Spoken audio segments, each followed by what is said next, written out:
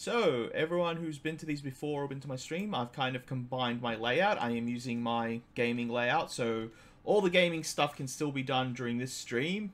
Maybe a little bit of delay for midway through analyzing a card. But yeah, so hopefully all that stuff is good. And we're starting off with our first card. I'm going to be butchering the names in this list from what I've seen so far. Amaljar, backup, standard unit. When a fire job primal enters enters your field, activate Amaljar. Dull it, choose one forward, deal it 1k damage. You can only use this ability if you control a fire job primal. So we're starting off with the primals, guys. I'm starting off with an actually very good backup because both fire primals are good. Yeah, every single element has a backup of this variety, and they all have different effects. The fire one needs to be rated significantly higher purely because of the power of both of the fire primals. It's ridiculous. Also, two drop I feel any 2-drop backup that has nothing but positives after it. Like even if you take away the deal 1k damage, having a 2-drop backup that can untap from 2 of your best cards is significant.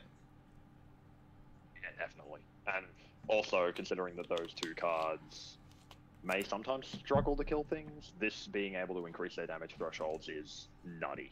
And also, fire has the space for it, so that basically makes this primal tribe backup the best of the bunch, in my personal opinion.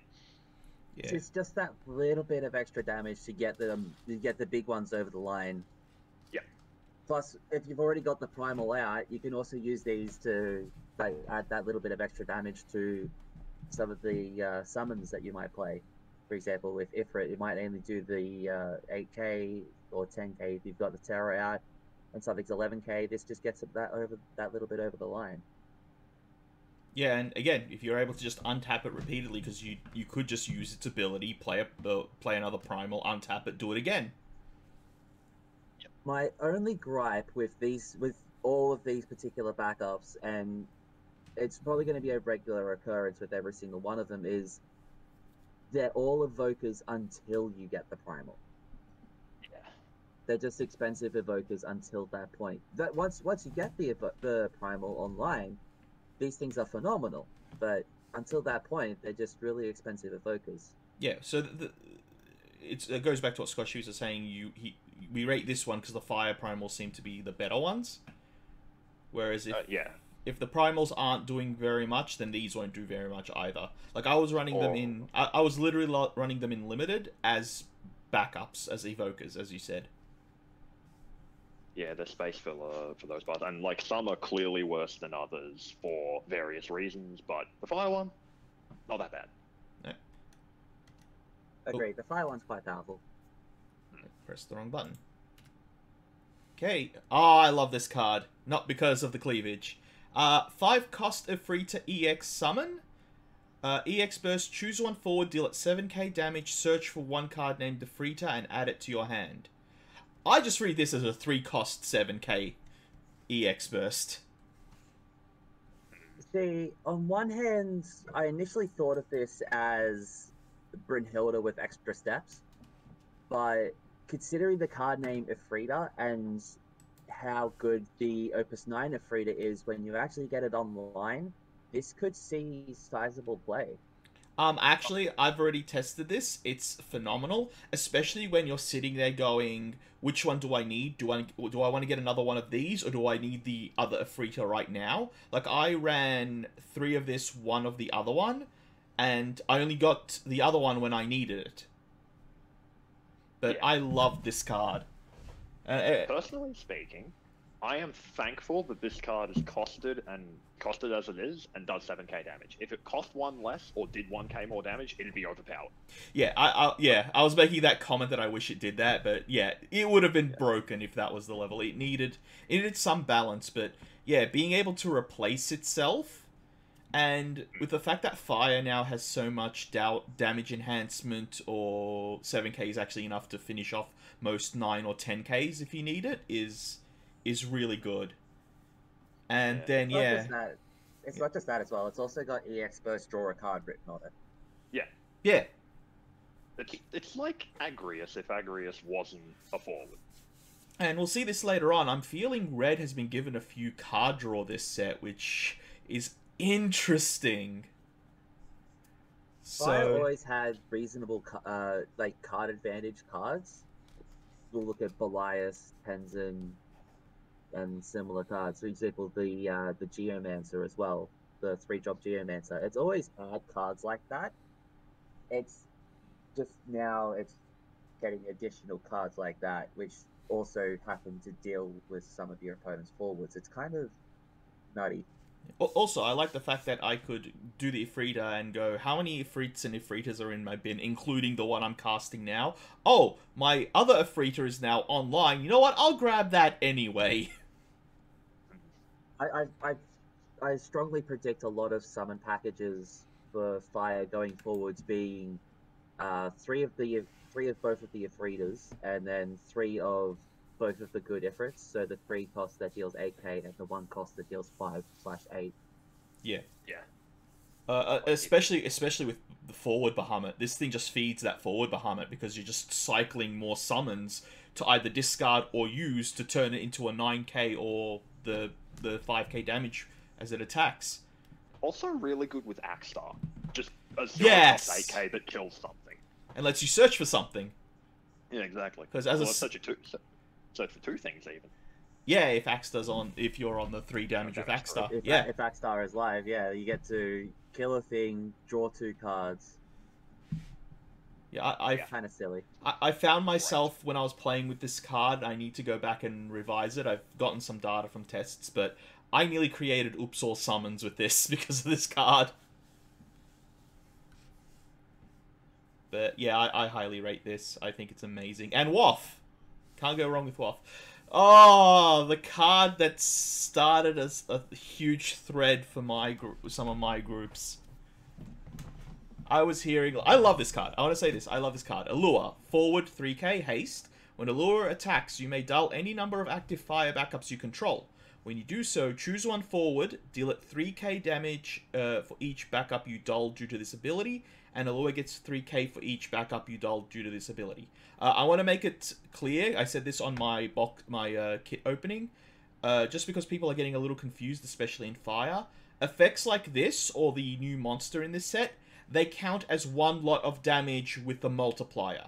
So this isn't, if you tap 3 to this, it isn't 3k, then 3k, then 3k. So Iroha won't pump each of those. It's one lot of 9k. So I want people to really understand that that's how these cards work when it comes to effects like this. But yeah, I love this card. I just don't think it was as busted as people hyped it to be at the beginning. Especially with all the ways you can interact with it on the stack. Yeah. So the first time I saw this card, I'm like, oh boy, 3 more copies of Shoal. That ought to be good. Completely forgetting that, yeah, Lure's gotten a lot worse over time. But then I started looking into it, and it's like, okay, Sunday is now officially playable. Yep. Yeah, it's also playable due because of another card we'll get to later. But Yeah. cards is actually not bad. It's not like what you should read it as is I'm going to put, say, 4 CP into killing this forward and dealing my opponent 1 point of damage, and then I don't care if it goes away. If this thing gets to swing twice, it's hilarious. If it gets to swing once successfully, it's done its job. Well, here's the other thing I love about this is, technically the Marsh Ritz package can be splashed in mono red or mono color. You don't need the second color for that combo. So going Marsh Ritz with this, swing with Ritz, untapping 3 backups, swing with this, tapping all the backups you need. Oh my god, and you still are in mono red. You don't even need to put the wind package in unless you want to. That's just so dumb to work with this. Yeah. But no, like, 4-cost haster, kill a guy, not horrible. Yeah. And that's something else Especially 2 if they're at 6, because then this is blocking, but this is getting blocked, and it's a 12k. Yeah. Yeah, and this is something I was really telling people, because every time I was looking online on this, it's like, oh, a 1-cost removal. I'm like, no. It's a 1 to 4 or 5-cost removal, depending on what you need. You need to pay the other... You don't ignore that cost. Because everyone just kept saying 1 cost removal, 1 cost removal. I'm like, no, it's a 2 to 4 cost or 5 cost removal. I'll disagree. I think red has gotten a lot of decent backups, fire backups recently. Just depends on the shell you want to play. But even then, if you're not using your backups much, you feed it to this. So yeah, that's the thing. Fire doesn't care about its backups because its backups are a means to an end. For this, for rain, for casting its high curve stuff, etc. So I think this actually plays into that. Mm-hmm. All right, this. I love. Actually, I have to say, this is one of the few times I actually really love the art on a card. I just want to say this quickly. I love the coloring on the armor in this art. But we got a new Warrior of Light. It's almost fairly the same as the old Water one. 4 cost Warrior Light forward 8k. The job standard units you control get plus 1k power. Damage 3. The job standard units forward you control get plus 2k power. I don't know if Fire Water standard units is any good with the Warrior of Lights, but the downside is you can't have both on the field, so I feel like this is kind of just a bad reprint. They've literally gone, how do we remake this card, but worse? And then they're not that good to begin with. Exactly, but the thing is, now that they've gone ahead and done that, and this is the kind of card that makes me cry. Like, it's even got the Job Warrior of Light, which the other one doesn't. But because this Warrior of Light does absolutely nothing for other Warriors of Light, or even, realistically, even standard units for that matter, it kind of just looks like pack filler. Like pack filler with an amazing art, but pack filler. Yeah, I would have given this a chance if you could play the Water and the Fire one next to each other, maybe. But the fact that you can't even do that just feels like... It's like the Warrior Light backups you had in last set. It just feels like those all over again, in my opinion. Yeah, it's like using this original Final Fantasy fighter class look and just putting it on a card that is literally just a black belt. It doesn't feel good. This artwork deserved better. It deserves so much better. It's why I wanted to point out the artwork before I got into ripping this card apart, because I do want to appreciate good art when there's good art. But this is... The only real problem with this card is I actually do want to rip this apart whenever I see it. I actually just want to tear it in half and chuck it in the bin. Yeah. Despite the gorgeous artwork. It's a common. You can do that. It's fine. Yeah, but it's like... I'm sure I'll see plenty. One of many instances of Opus 1 called it wants its garbage cards back. I did want to point out something with this. I don't even feel like it's a good limited card, right? Like, even in limited, this doesn't do much. There's not enough standard units to warrant it for this set, as I can see. Most of the standard units are backups. Yeah. So it's not even good in limited, which is where I would have... Like, when I first read that, I'm like, oh, this must be for limited, right? And then I looked at the rest of my pool, and I'm like, huh. Also, SquashedPeas, you owe Black Belt an apology. It is at least a monk, so... No, it's not. It's still a standard unit. Is it? Malnerd King, you might be wrong there. Yeah, no, Black Belt's a standard unit. That's the issue. Oh, it is a standard unit. It's from Opus 1. It's just a 4-cost AK with no text. Yeah, it's just 4-cost AK vanilla. Chat, you're letting me down already.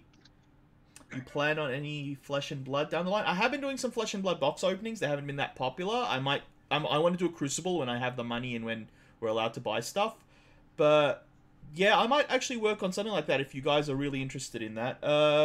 Best way to do it is message me while I'm streams, or when I upload stuff on YouTube. Comments, I read them.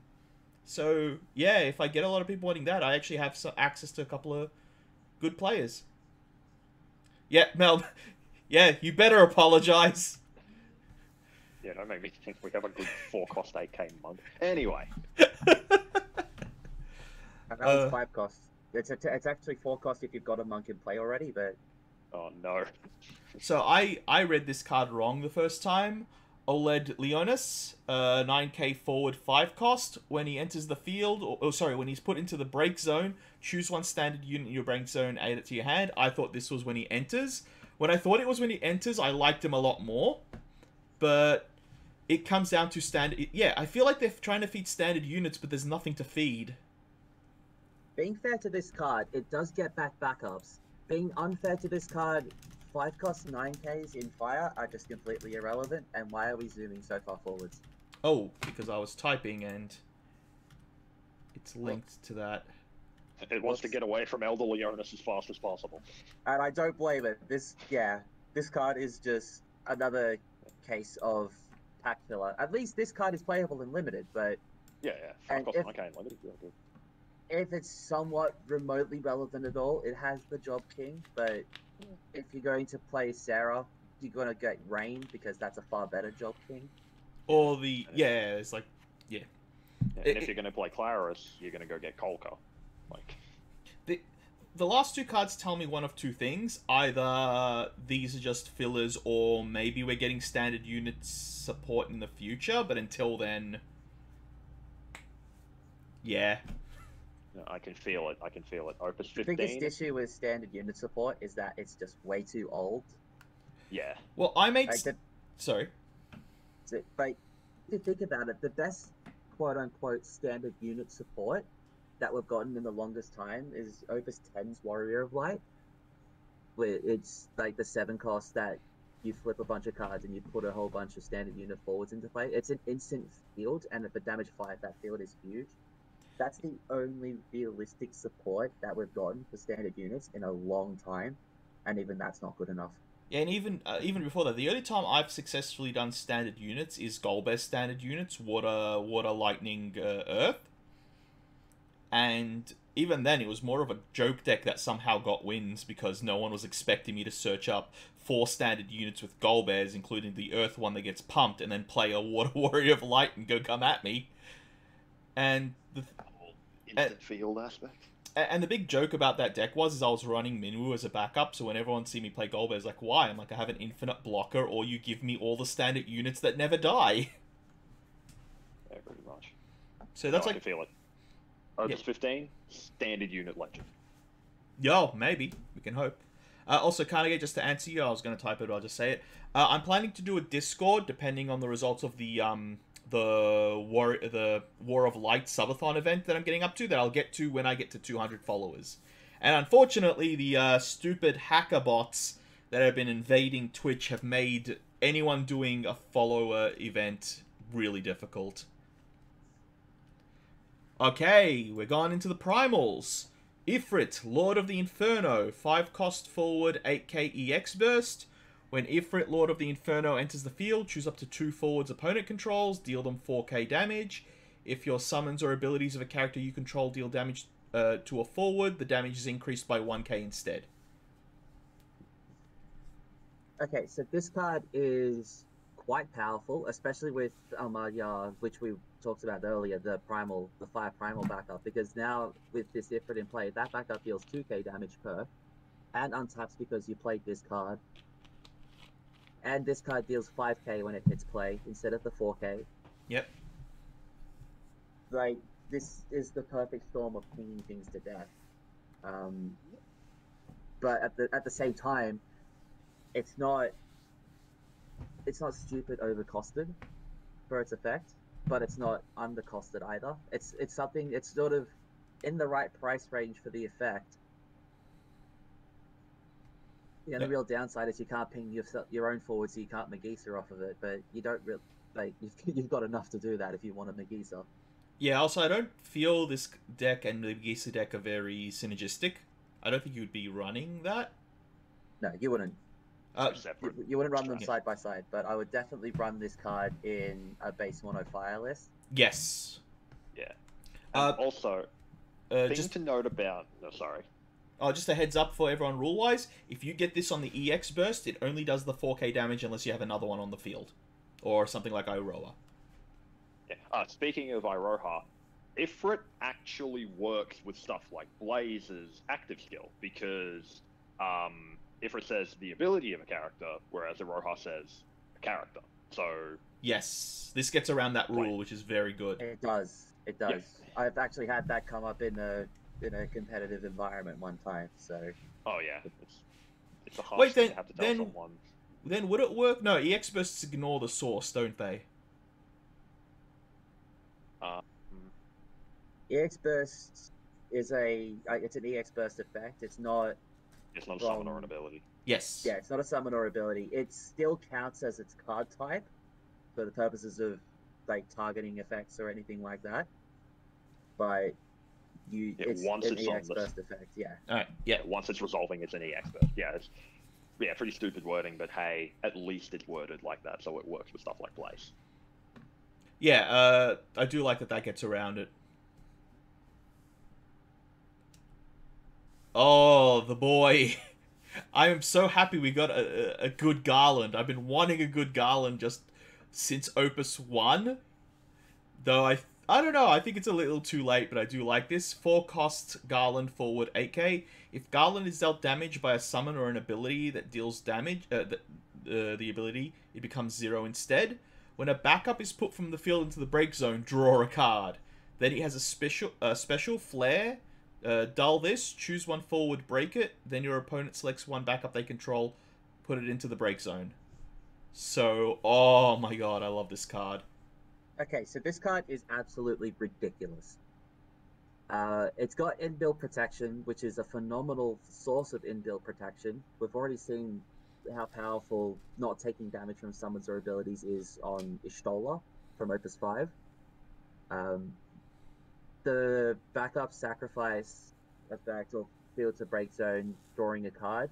The fact that that's repeatable is ridiculous. But yeah, not once per turn. Constantly repeat it. The only downside that I can see to that is that it's a must. So if you are getting low on cards in deck, it might be a detriment. Yeah. But that special effect is probably the most powerful special we've ever seen. Yeah, but break a forward, break a backup, draw a card.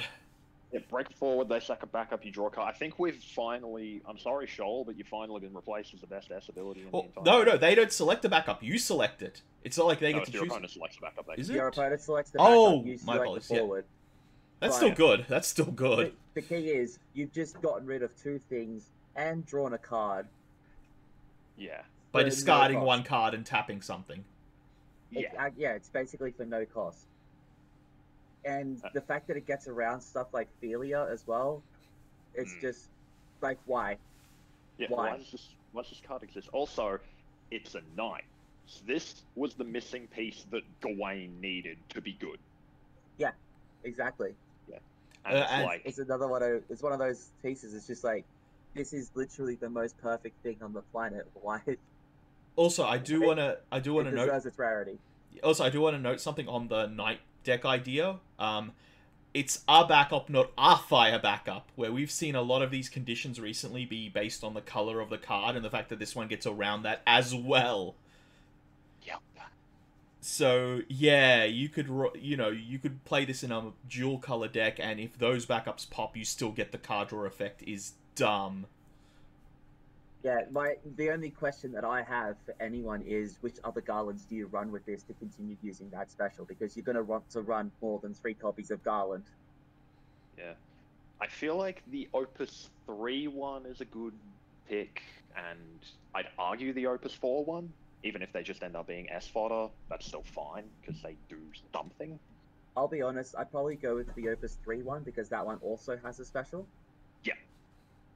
Yeah, I was going to say that the 3 one is on the special. Yeah. So I'd go with the 3 one just so you can sort of synergize a bit. Yeah, of course. Yeah, just in case you've got that one in play and you draw 2 Garlands per turn, you can still pop a special off. Yeah, of course. And if you happen to be running Knights, you're probably running the Opus 6 one to begin with anyway, so... Yeah, so you got plenty of options on this, which is just ridiculous. Yeah, card's dumb. Yeah, I loved when everyone had the damage monsters out in the pre-release, and I played this going, come at me, bro. I actually had fun with this card. Note, you also have to draw before you resolve the sacking of the backup ability. Wait, no, you would have to... The backup ability resolves first, then you draw the card. No, you get the draw card first. You pay for the cost by putting it into the bin, putting the ability of the backup on the stack, Garland Prong seeing the backup go into the bin, and it goes on top. You do draw the card before. Yeah. Oh, in the case of just regular sacrificing of backups for effects, that'd be the case. Yeah, because in that instance, yeah. Yeah, Garland's goes first. Yeah, cost goes first, and Garland sees the cost after the abilities on the stack. Yeah. I had a lot of fun with this card. Chaos 2 cost 5k forward. When a forward other than Caius you control is put from the field into the break zone until the end of turn, Caius gets 3k power and Brave. It kind of just feels like it's there. Yeah, but it exists. The card exists, but it doesn't really have a text box. I don't know. I think with stuff like the weenie decks and all that, this might find a slot. It's just in the wrong colors. Just as a small interjection, can we get a better Caius than the Opus 10 one, please? No. Like, Caius deserves it. Hashtag Caius deserves better. Yep. I love that trending, bros. I love that most of our reviews are do better with the character, please. Oh yeah, that's just me in a nutshell. Like, yeah. At the same time though, Caius it's just one of those. Yeah, it's unfortunate. It's This one, I'll be honest, like I love it, but I'm still on the fence about it. But again, a 2-cost fire backup is always good. Gabranth 2-cost backup at damage 5, so 5 damage or higher. You may tap it, sacrifice it to choose one forward. It cannot be broken until the end of the turn. This feels like a threat. You're forcing your opponents not to put you on 5 damage when you have this out. Yeah. My biggest problem with this particular card is, yes, it looks like a threat because you're saying, I dare you to put me at damage 5. But fire has so many effects that deal damage to yourself that you don't really mind. Yeah. At the same time, until you get to 5 points of damage, this is another expensive evoker. Yeah.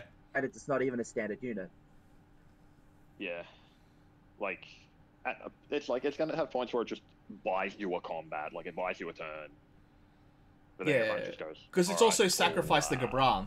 If it wasn't sacrifice the Gabranth, I'd be a little bit... I would love it. But I feel like if this didn't have damage 5, it would be way too good. Oh, I'd still keep the damage 5, but I would remove the put into break zone. Yeah. Yeah, like... Even then, it's still not that impressive. It's a good... It's a 2-fire 2-dropper. There's still better ones. Like, that's the thing. There are so many better options for that slot. Especially if you're in Samurai, you rather run all the Samurais.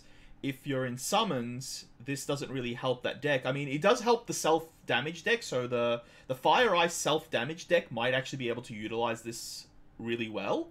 But if you're in base mono fire even, this card just doesn't do enough. There is literally a card in this set that I'd rather have instead of this in those slots. But I'm going to be It's called Amalia. Geomancer as well. I'm going to give this card one, like, bit of props. At least it's in fire and not in earth. Yes. And the card itself doesn't clash with the earth one, like the Earth Legend Gabranth, which, while it's still seeing less play than what it used to, it's still a powerful and relevant card. Yeah, it's still important for the decks that want it. Yeah, no. Well, it's a 2-cost 5k that can become bigger, so it's still just outright reads beautifully. Yeah, but no, I feel like this card... It's more for the toolbox part that I like it more. But yeah, of course. Hey, you know... What the hell were people thinking when they made this? You know what MTG didn't give to FF enough of? Bombat Courier. How would you guys like a cheaper Bombat Courier? Without haste. Without haste. Still, like... So, 3-cost forward 7k Gutsgo. When Gutsgo enters the field or attacks, remove the top card of your deck from the game. When Gutsgo leaves the field, add all the cards removed by Gutsgo's ability to your hand. Yeah, Bombat Courier. Whenever it attacks, exile a card under Bombat Courier. You may pay 1 red and sacrifice it to put those cards in your hand. It's literally it. But Bombat Courier also makes you discard your hand, but by that point you don't have a hand. Yeah. Yeah. At the same time, this card it does reveal the cards, so your opponent will know what you're picking up. But at the same time, this is negative CP in 1 turn. Well, it's a 1-cost 7. It's a 1-cost 7k. It's a 1-cost 7k because when he enters, you exile 1 immediately. So. Yeah. Okay. So I had a friend, right, who was looking at the set and was really complaining to me, like, "Oh, why does Fire only get 1 legend?" I just told him, "Shut up! Fire got 3 legends." Yeah. Yeah. Buying Like- on 3 legends, you're just not looking at the rarity, right? Yeah, it's like it's just the rarity. And technically, if you look at Allure, an extra heroic. They're like aghast. But yeah, Gutsco is just nutty. Absolutely so. Also, Why is it in fire? I could be wrong about this, but I feel the fact that your opponent can see the cards under it is actually worse. They can actually see what's coming up if they kill this thing. Yep. So I actually feel the fact that they could see the cards is probably more of just, you know, oh, you want to give me my Tenzin back? Oh, you want to give me my Ifrit back? Oh, do you want to give me this back? Oh, you want to give me another Gutsco? Yes! Oh, do you want me to play the game? Sweet. Yeah, alright, let's go. Also, this just makes a much larger case for people to just start running Kucha Lane in every deck. Yeah, this encourages water because Cuckoo Lane is just one of the best cards in the format. Yeah, countering this with that is just it's good value. Yeah. Like especially Yeah, if there's can't 4 cards under it. Yeah, I can't wait for someone to just have like 10 cards on list and they go, cool, I'll block. Alright, Cuckoo Lane. Nice deck. Yeah. So No, good, that's stupid. and I'm okay with that. Cards need to have weaknesses. I like that, but yeah, this is just Kuka Lane is just going to be very important, especially with like just from the last 2 sets alone in this one. Oh, yeah. It's not even the fact that it's not a death trigger; it's a leaping trigger. Yep. Yeah. So you bounce this, you get all the cards. You exile it, you get all the cards. Yep. You put it back into the deck, you get all the cards. You could combine this with the Red 13, even though it's still a bit silly. You know. Anyway. We'll get to that. Oh, here it is. The card everyone is trying to just build. I've seen like 7 different attempts at this for this card deck. 7 different decks for this card. 6 cost Susano, Lord of the Revel. Forward 8k haste. If a forward damaged by Susano, Lord of the Revel is put from the field into the break zone on the same turn, remove it from the game instead. When Susano, Lord of the Revel enters the field, select 1 backup you control. You may put it into the break zone. When you do so, deal 9k damage to all forwards other than Susano, Lord of the Revel. Wow. And it's a primal. So, did Fire need another Filia? Nope. Okay. It's Did got it. Fire need a Filia that cost 2 less, one that you could cast at 6 damage, and one that had natural haste, and that removes the things that it kills from play? No, it Oh, doesn't. and it's Okay, it doesn't. No, it doesn't remove the things it kills. It removes the things it damages. That is a very important note. You could hit a 12k with this, finish it off, and that thing will get exiled. Yep. So, like, this is like the Lord of the Revel, right? I feel like everybody's just gonna have a massive party when they play this, and the other player's not invited. Like this card is just, there's so much wrong with it, but there's so much right with it. It's even got the job primal, so if you've got Amalia's in play, they untap and they can help finish things off. Yeah. They could just go, oh, that's a 10k, that survives the 9k hit. Well, here's a dink, Yeah, Yeah, just go, alright. and I'll that's show gone up. away. Yep. like the. And, yeah. The added natural haste is hilarious fun. You could also play this beside your own Garland to just Yep. go, ha, I've got 2 forwards now. Oh, and you draw a card because you sacrifice the backup. I was to gonna trigger say, yeah. Susano. Yeah, it's like, sack the backup, I protect my Garland, and I've drawn a card. So And I've- this basically reads, if you've got a Garland in play, this basically reads as, I want to say, a 2-cost sweeper. Yep. It's really good. I was thinking for this card, like I just wanted to be like the one person doing the dumb idea, but like water fire repeatedly bounce it, No. bounce my own Susano to keep doing this trick. I've got a That's better the idea. wind. Susano or Ranpier. Oh, can you rampier it? Is it? Oh, No. it is. No. No, you can Oh, but to pair pop- this thing in. Oh You can't yeah. Ranpier this thing in, but you can Ranpier a bunch of other stuff in. So you play the Susano, sack the Ranpier. But Kill their won't entire won't those things die to the 9k unless you play something big? No, you could stack it. You could Yeah, stack it stack so it that as the such. rampair resolves after the sweep. Yep.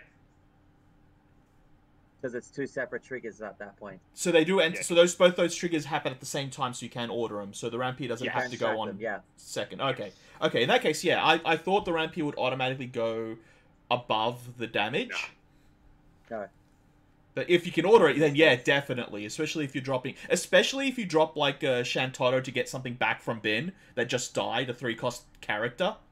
Or alternatively, drop a card that we'll get into later to just limit their options as much as possible. Yeah.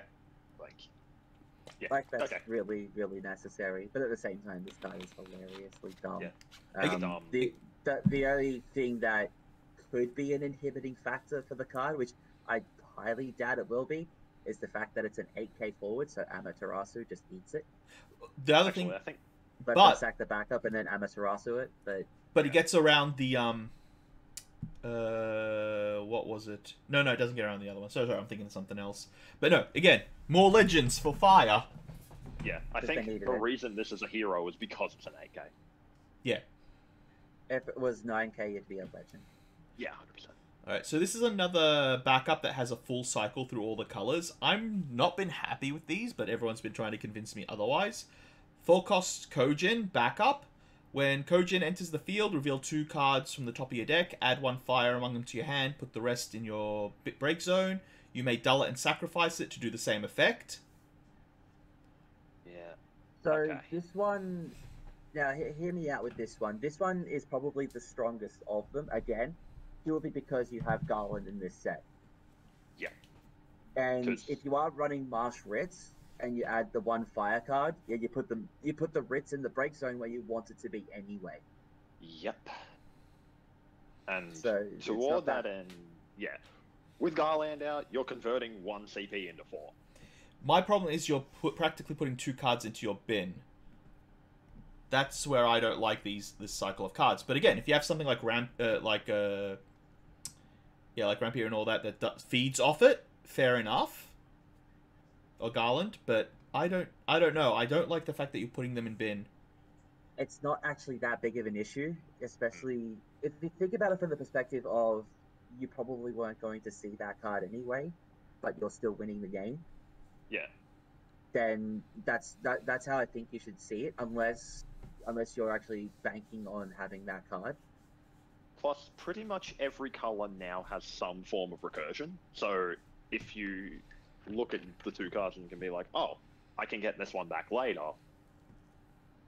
Yeah, I feel there needs to be something to... there needs to be a safety net behind these backup slots. There needs to be something that they work with. I think on their own, I wouldn't run them in a deck. They have to have something that complements them.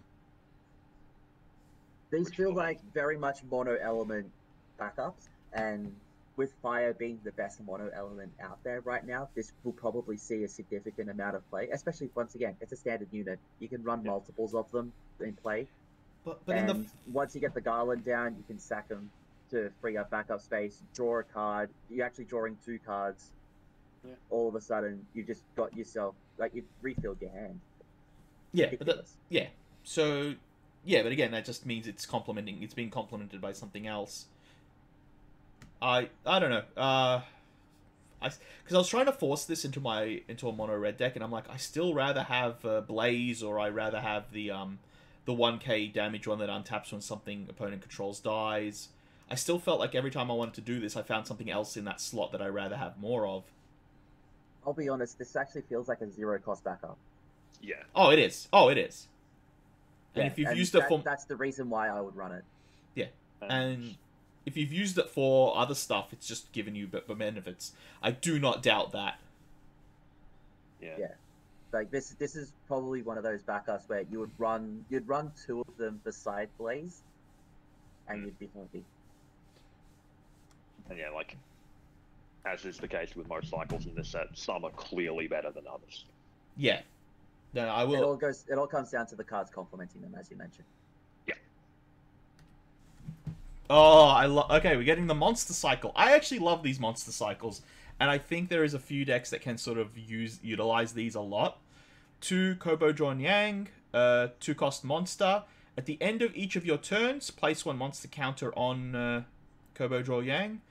Break it, put it into the break zone, choose one forward, deal it 2k damage for each counter on it. Again, one lot of damage by the multiplier.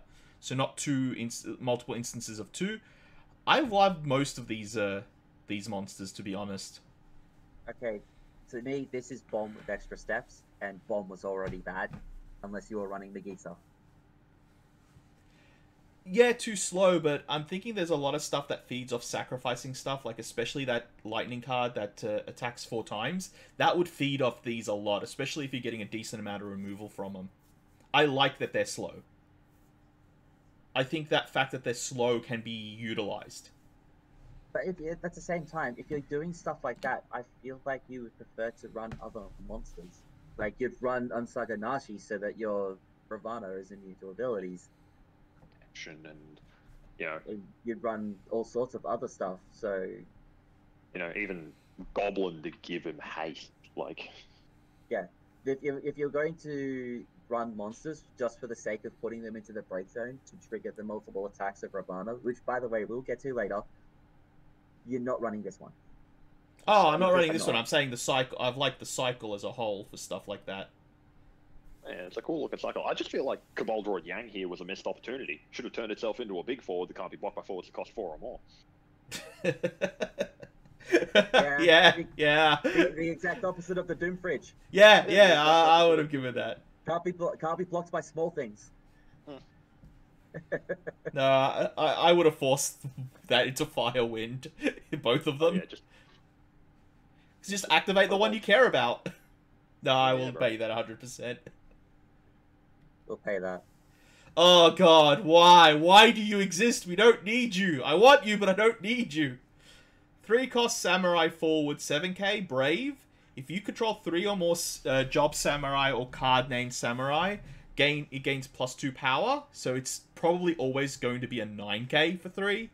When Samurai enters the field, choose one forward opponent controls. If you control a total of 7 or more Job Samurai and or card named Samurai in your break zone, deal it 9k damage. The fact I got 4 legends. Yeah. The fact that the 7 or more is in bin, not on field, that's what hurts. It's another case of like the Samurai being the quote-unquote comeback mechanic, but let's make a brief comparison to 4 years ago when we had a jolly little Samurai from Opus 1 who was just a 6k with Brave and had no other text on it. It even had reminder text to tell you what Brave did. Yeah. And now let's look at this guy. Ironically, when I was going through my stuff today, I pulled that out and just looked at it for the same reason. I actually did that this morning. I pulled it out I remember you. Good old days where samurais did nothing. And now they do everything. Yeah, you can. Was a wimp before Tenzin came along. Now he's a jerk and everyone loves him. Yeah. Yes, Miss Dragon is very important for the decks like this, and also what's its name? The Dark Sephiroth clone card. Kadaj. Yeah. No, I've actually been saying this a lot for the last few months. Removal cards from Break Zone are very important right now. You really want to focus on the cards that remove stuff from Break Zone at the moment, because there is a lot of feeding off that in the last few sets. But yeah, you definitely want to think about that when building decks. Being fair, it's always been extremely important. It's just not until realistically Opus 6 where we've had some way to interrupt with your opponent's break zone. Yeah. But on Samurai himself, if you're still running Ayame, this point blank replaces it. And I would almost have considered dropping Hien and Gesetsu for it, if not for the fact that you needed 7 Samurais and Bin for the third effect. Yeah, and to be honest, Getetsu searching out Hein, they feed each other and they feed the bin with Samurais together, so they also help this a lot. Yeah, pretty much, because you're always discarding Hien for CP anyway. Yeah, or discarding Getetsu to play the other Getetsu to search for a Hein, so... Yeah, that's the only reason you'd still run Gesetsu anymore. If we get better Samurai backups and better Samurai forwards, you drop those two like a bad habit. Well, it also comes down... token as well. This card is a standard unit. Yeah, that's... Why? Why is this card a standard unit? Oh yeah, I had the the Warrior of Light fire card with a bunch of these in the pre-release. So I love playing this as a 10k Brave. Oh, sorry, it's an 8k Brave in limited. Is poke poke. Yeah. But yeah, this Samurais did not need a leg up. I'm kind of happy as a Samurai player, but I'm also kind of very angry. Giving me a bit of a concern. Xenos, 5 cost forward 9k.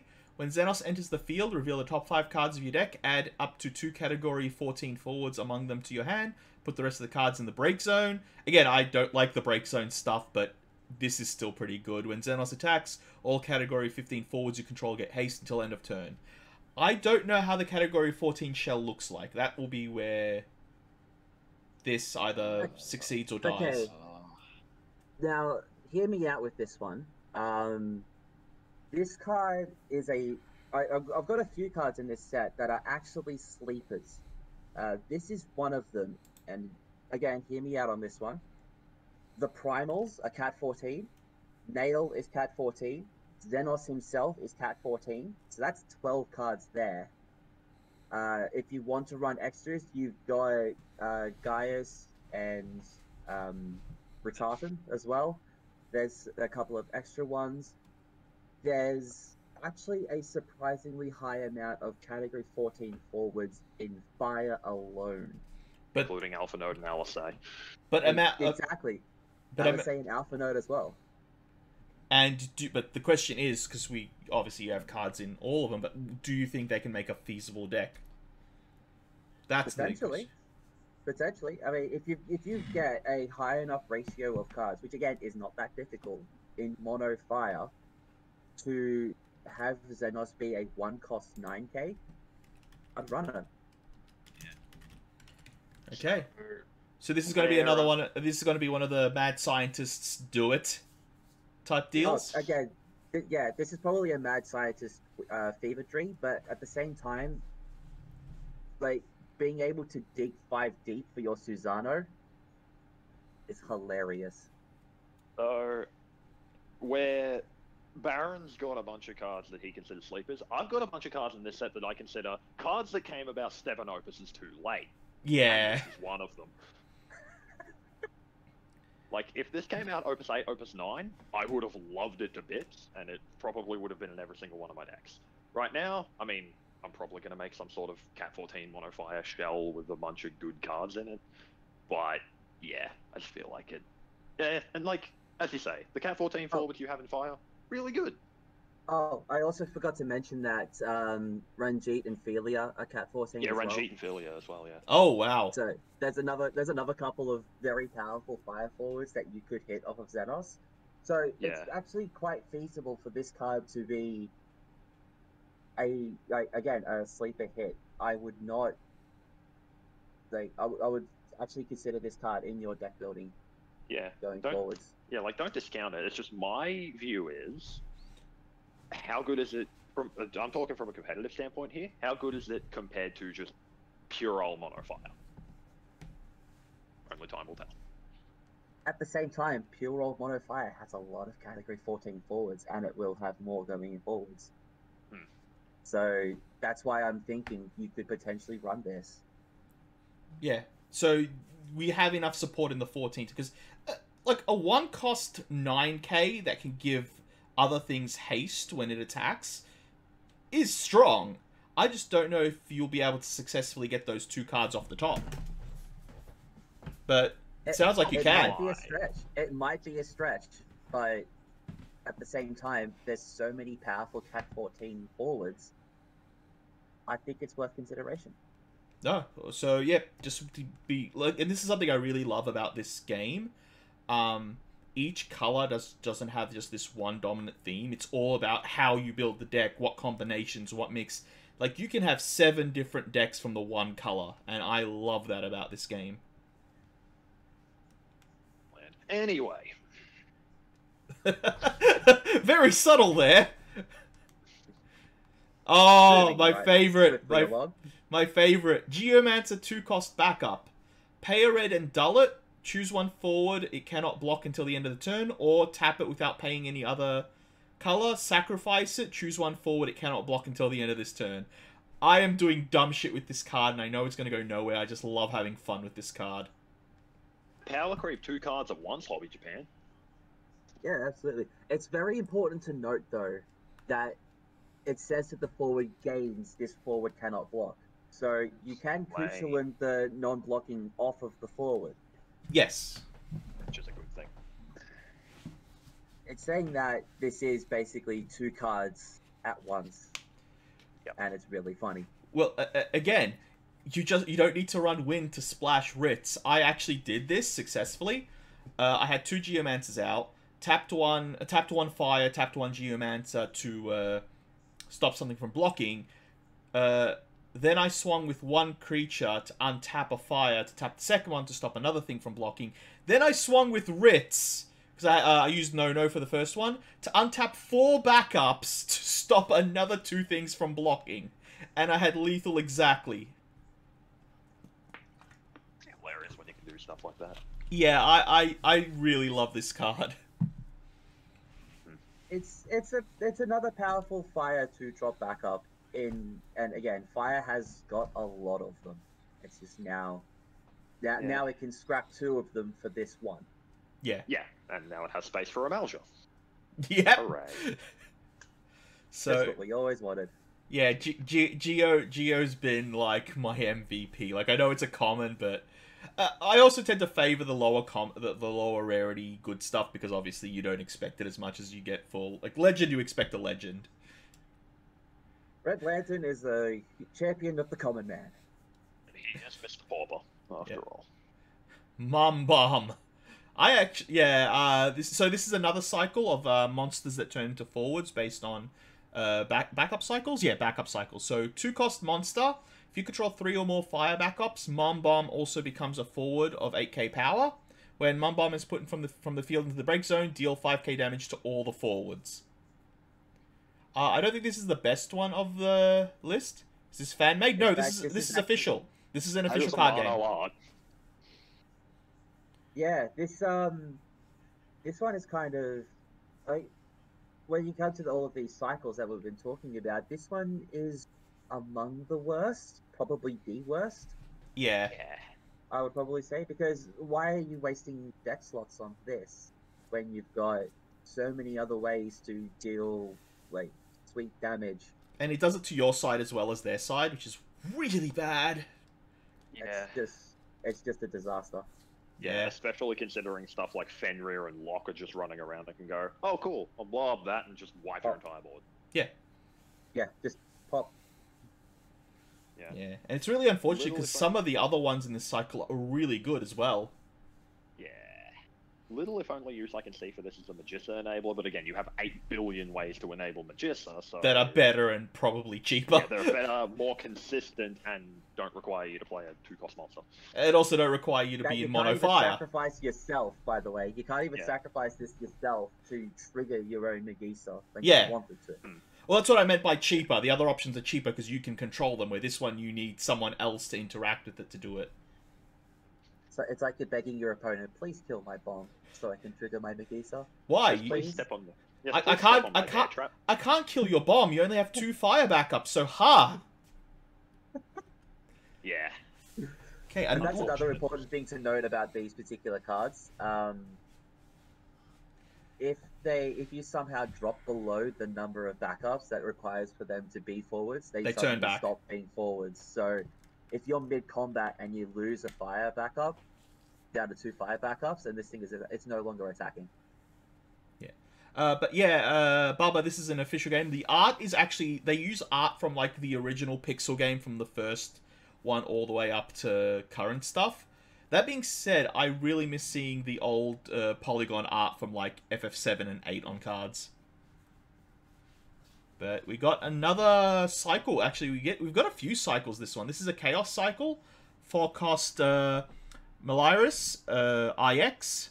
When Malaris IX enters the field, you may discard 1 Chaos card. When you do so, choose one forward, deal it 8k damage. It's also an 8k. I think all of them are 8k in this cycle, or am I wrong? They're Yes, sir. all 8k. Yeah. Yeah, they're all 4-cost 8Ks. Yeah, that's what I So thought. the question is, do you actually value the job chaos cards? If so, this card is actually not that bad because Yeah, it's 6 CP. It's 6 CP for 8k damage on an 8k forward, which is should roughly have been what Ranjit was doing, but Ranjit is doing a lot more because he gets cheaper. Yeah. It comes down to if the Chaos Shell works, like you said. It comes down to if that theme is valid. Okay.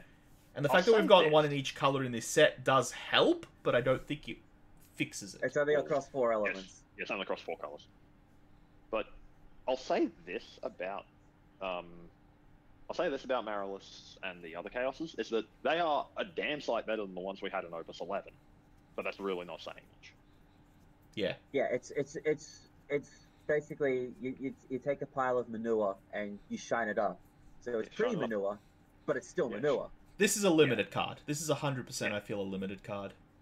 And it's really good and limited as well. Yeah. So don't discount them. It's the second best of the Chaoses in this set. Oh, yeah. Yeah. The best one, don't you worry. We've got to him. Red 13, 2-cost backup. When Red 13 enters the field, you may pay 1 fire. If you do so, play 1 forward from your hand onto the field. If it leaves the field for any reason, remove it from the game instead. At the end of your turn, remove it from the game. So, I want to make a note. If it leaves the field for any reason, remove it from the game instead. Overrides any exile, death, bounce effects. This is an automatic replacement effect that just says that old text is gone, just remove it. So you can't do shenanigan tricks that you can normally do in games like Magic with this. They wanted to make this very airtight. Which is specifically the words "for any reason." However, in saying that, I really like playing Susanos for 1 CP. Oh, yeah. Yeah. Like 3-cost Susano, wipe your board, get rid of the Red 13 so I can do it again later. Oh, and hit your opponent for 1 because Susano's got haste. Natural haste, yeah. That's a good point, Bubba. No, it does not give the card haste. So the creature will not be able to attack unless it itself has haste. Which is why I don't think this is a broken, busted, stupid card. You know, it's a sneak attack. You get something for free that you want it to do something that turn, and then you lose it forever by exile. That being said, there's a lot of cards in this game that you sometimes just want to play and then throw away and you don't care. There's plenty of cards that give haste, yes, actually. There's some amazingly powerful ETB effects that you can mess around with this card. Especially in 7, because you've got the starter cloud, where you can sacrifice something to go get a forward of cost 1 or greater. What we call the pod cloud. Yeah. So if you play 7-cost Sephiroth, make them discard 2 cards, you can then pod that Sephiroth away to go get a lock or something to kill something else and make them discard another card. Oh no, I think this card is very strong. It's just all these people are talking about doing dumb turn 1 combos with all these powerful forwards, and I'm like, at most they buy you a turn early game or give you a leg up. They don't win you the games, but it is still an amazing effect. Yeah, it's effectively just... I think someone put this to me as, it's a 5-cost backup that says, remove a forward that you paid for this cost and trigger its enter and exit abilities. Yeah. Which is fine. It's a really powerful effect. I would call this entertaining. I would run probably 1 copy of it, at most, just... Because you can only have... And that's the other thing, actually. You can only have 1 copy of this on the field, so unless you break it, once you've played 1 of them, you're probably locked out. Which is why I'm of the honest belief that Susanoo is this thing's best target. 100% agree. Yeah, like Susano's amazing because it has a good ETB and it gives itself haste. Like, yeah, I 100% Susano... Oh, did we... Why is it whenever I type it does that? I'm not on the screen. But yeah...